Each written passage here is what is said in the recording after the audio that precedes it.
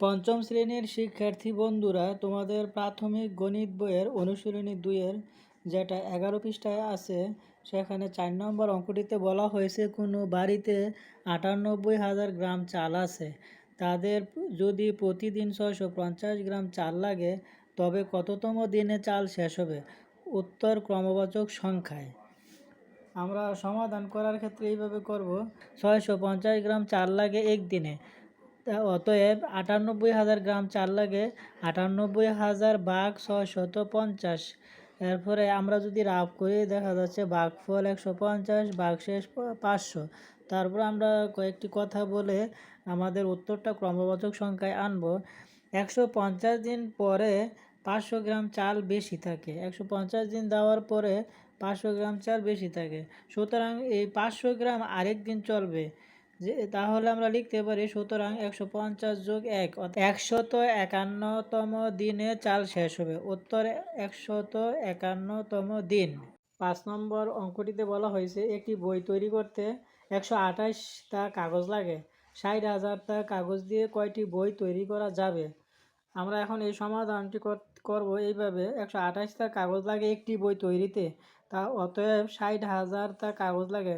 60,000 ভাগ 128। আমরা রাফ যদি করি এরকম, ভাগফল 468 আর ভাগ শেষ 96।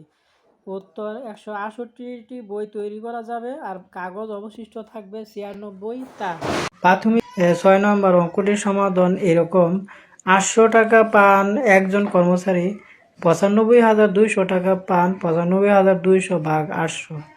আমরা এখানে রাফটা যদি করি এরকম হয়, 800 দিয়ে রাফ করলে তারপর উত্তর 119 জন হয়। 7 নম্বর অঙ্কটিতে বলা হয়েছে একজন লোক প্রতি মাসে 850 টাকা করে সঞ্চয় করেন। কততম মাসে তার সঞ্চিত টাকা 50,000 অতিক্রম করবে? আর এখানে ব্র্যাকেটে একটা কথা উল্লেখ আছে, উত্তর ক্রমবাচক সংখ্যায়।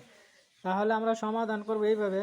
850 টাকা সঞ্চয় করে এক মাসে, 50,000 টাকা সঞ্চয় করে 50,000 ভাগ 850।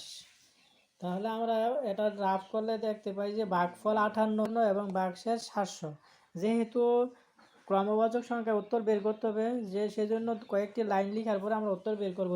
যে 58তম মাসে সঞ্চয় করার পরেও 700 অবশিষ্ট থাকে, যে 850 টাকা সঞ্চয় করে এক মাসে আর সর্বশেষ 700 টাকা সঞ্চয় করতে পারবে আরেক মাসে, সেই জন্য 58 যোগ 1 59তম মাসে তার সঞ্চিত টাকা 50,000 অতিক্রম করবে।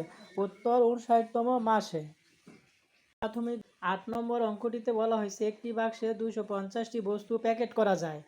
এরকম 43,548টি বস্তু প্যাকেট করার জন্য কয়টি বাক্স প্রয়োজন? তাহলে করবো এইভাবে। 250টি বস্তু প্যাকেট করা যায় একটি বাক্সে, অতএব 43,548টি বস্তু প্যাকেট করা যায়। 43,548 ভাগ 250। তা আমরা রাফ করলে ভাগফল 174 আসে আর ভাগশেষ 48 আসে।